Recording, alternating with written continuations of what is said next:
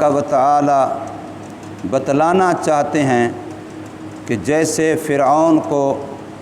حق کے مقابلے میں حکومت کام نہیں آئی، تو بالکل ایسے ہی حق کے مقابلے میں دولت بھی کام نہیں آتی۔ فرعون جیسی حکومت اور جبروت سلطنت شاید کسی کی جو اپنے آپ کو رب الاعلیٰ کہتا تھا، اور قارون جیسی دولت شاید کسی کی۔ قارون اپنی دولت میں گویا آج تک ضرب المثل ہے کہ بہت بڑا مالدار۔ ابھی قرآن مجید کے اندر صراحتاً آ رہا ہے کہ اس کے خزانوں کے تالوں کی چابیاں وہ اتنا زیادہ ہوتی تھیں کہ ان کا وزن اتنا زیادہ بن جاتا کہ طاقتور نوجوان مضبوط لوگوں کی ایک جماعت بھی ان کو اٹھانے سے قاصر ہوتی۔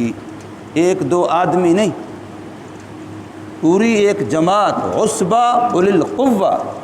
جماعت ہو اور طاقتور ہو، قوی ہو، وہ اس کی چابیاں اٹھانے سے، خزانوں کے تالوں کی چابیاں اٹھانے سے قاصر ہو، تو انسان اندازہ لگائے کہ کتنا زیادہ خزانے ہوں گے، کتنا بڑی دولت ہوگی۔ لیکن جب مقابلہ حق کے ساتھ کیا تو دولت سمیت زمین کے اندر زندہ اللہ نے نگل لیا۔ یہ قرآن مجید کے اندر صراحتاً موجود ہے۔ اور تھا موسیٰ علیہ السلام کی برادری کا،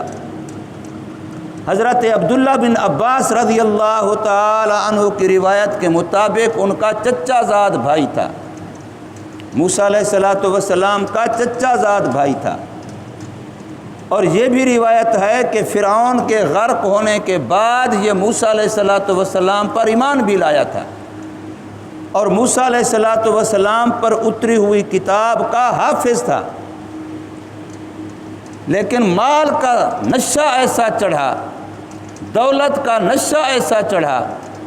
کہ موسیٰ علیہ السلام نے جب اسے زکوٰۃ کا فرمایا کہ تیرے مال میں اللہ کا حق ہے،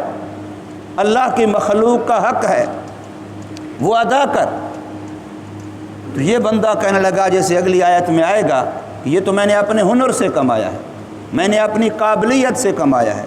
میں نے اپنی صلاحیت سے کمایا ہے،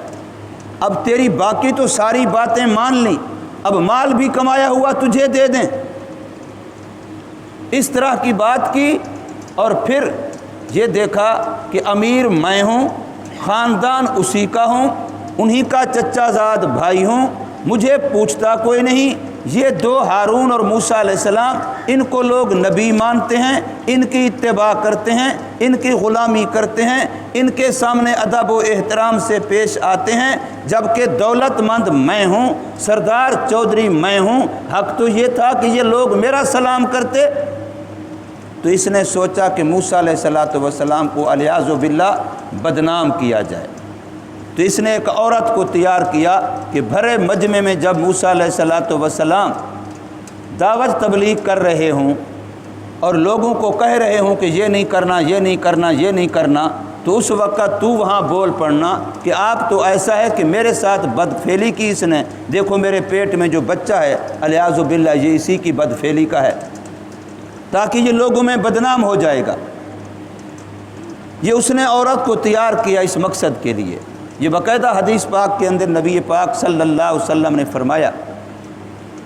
کہ اس طرح کی اس نے سازش کی ہے کہ اللہ والے کو، دین کے داعی کو، وقت کے نبی کو بدنام کیا جائے۔ جب یہ بدنام ہوگا تو اس کے دین کی دعوت غیر مؤثر ہو جائے گی، لوگ اس کی بات کا وزن نہیں لیں گے، نتیجہ یہ کہ پھر میری واہ واہ ہوگی، اس لیے کہ دولت مند تو میں ہوں۔ تو حب جہاں اور حب